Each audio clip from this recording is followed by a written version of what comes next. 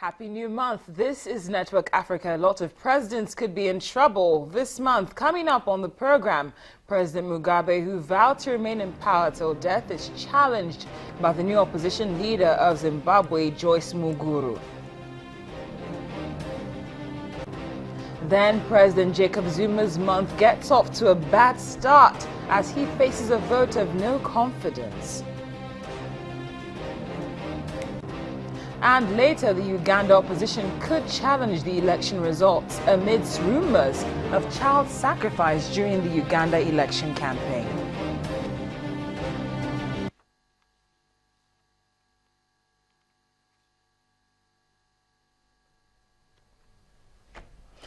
Thanks for joining us on the first episode of Network Africa in the month of March. I'm Cynthia Are, and a very happy new month to you. Topping our news today is the drama which is currently playing out in Zimbabwe. You recall that about 2 weeks ago, the incumbent President Mugabe, who has ruled the East African nation for almost 4 decades, vowed to remain in power until God calls him. That's how he puts it. Well, as things stand now, the only calls President Mugabe is getting is from the new Zimbabwe opposition led by Joyce Muguru. Launching her new political party, Zimbabwe's former Vice President Joyce Muguru dismissed the accusations from the First Lady that she was a witch in trying to assassinate President Mugabe. In fact, those were the same accusations that got her dismissed from the governing ZANU-PF party back in 2015. At a press conference in Harare, Mrs. Muguru introduced the former ZANU-PF senior officials as the founding fathers of her new party, that Zimbabwe People First. According to her, she is offering Zimbabweans something new, even though she'd been part of the ruling party for more than 30 years. Here's more on who Joyce Muguru is. She became a cabinet member back in 1980. She was also its youngest member. She left school at the age of 18. She joined the War of Independence and allegedly shot down a helicopter with a machine gun. She also obtained secondary school qualifications and a degree while in government and became the vice president back in 2004 and was sacked in 2014. Still talking about presidential issues, but this time in South Africa. For the second time in less than 1 year, President Jacob Zuma is facing a vote of no confidence courtesy of the South African Parliament. The Parliament is also looking to reinstate corruption charges leveled against him. The mounting pressure on the president comes against a background of economic crisis sparked by his firing of 2 finance ministers within days in December. It's important to note that the no-confidence vote was called by the official opposition, that's Democratic Alliance. Meanwhile, our South Africa correspondent, Betty Dibia, has been talking to South Africans about their stance on the matter. Here's what they had to say. I wouldn't support Zuma, truly speaking, you know. I mean, like, since from the beginning, since he was not the first the president, but we had many scandals about him, you know.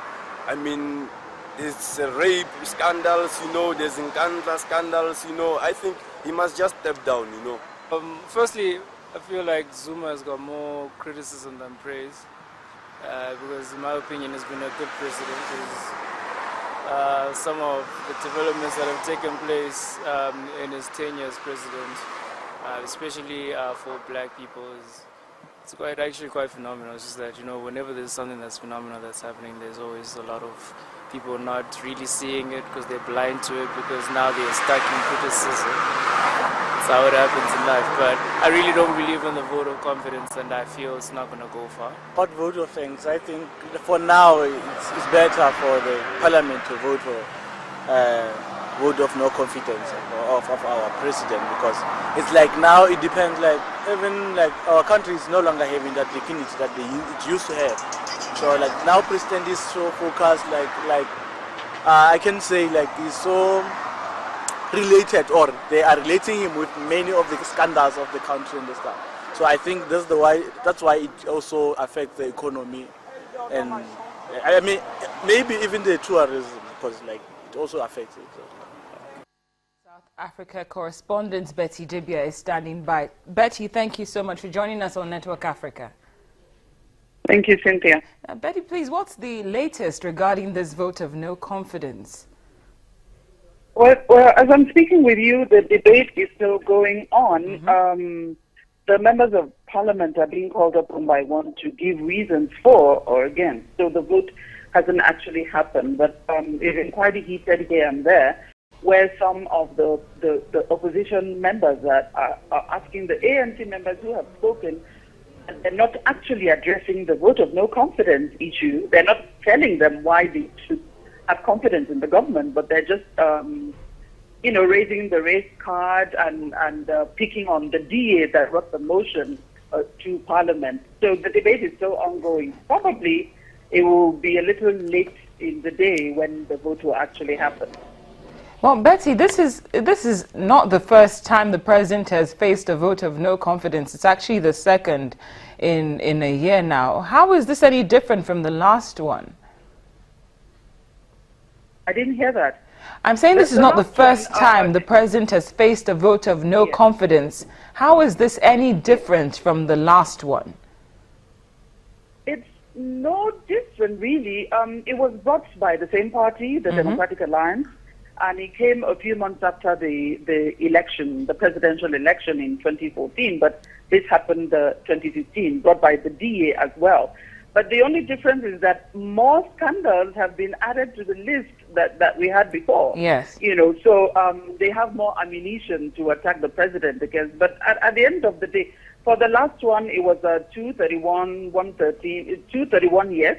Of course, the ANC is the majority party in parliament. And also, you have some of the smaller parties who don't exactly align with the DA. I remember one of the party members, Honorable Godi of the APC, who said, look, I don't support what DA has brought. This is not ANC. It's APC. I don't support what's going on with the economy, but Zuma should go at the end of his term, which is 2019. But they must note, and everybody had to really sit up at that, where he said, it's not Zuma, but the system that is problematic here, the country, the way things are done in the country. So the debate is ongoing. We heard Musi Maimane, the leader of the DA, he's spoken. He began the debate, but it's still going on back and forth. So we'll see how we go. But everybody knows with the majority party, it will still go in favor of the president because all the ministers are there. Including the Minister of Defense, who was supposed to meet our own defense minister, who is in South Africa at the moment. But that couldn't happen because it's in Cape Town for this vote. It's very important for all the ANC MPs to be in Parliament today. So we're still watching to see how it will go. But we know that, except it's secret voting, Yes. because people they're saying, but it's not secret voting. The other opposition parties are saying, put the country first, or put your party first against the personalities, and vote with your conscience. But we know that you have to line with the party, what the party says. Betty, part of what is also different in this case, since the last vote of no confidence took place, is that the president has also offered to pay back some of the money he spent on his Nkandla residence. Now, if that actually works against him in today's session and he actually gets a vote of no confidence, what happens next? The vote, I doubt if that will happen because it says a lot for the party. We have municipal elections in a few months' time. So it says a lot. I mean, the bigger picture, one of the speakers said, recall the president within 18 days, as you did with the Thabo Mbeki in 2008. Remember, a ruling party, it's even bad for the party if you recall two presidents back to back. So I'm sure they will do everything in their powers to ensure that this vote doesn't go through. So I doubt if that will happen where he gets a vote of no confidence.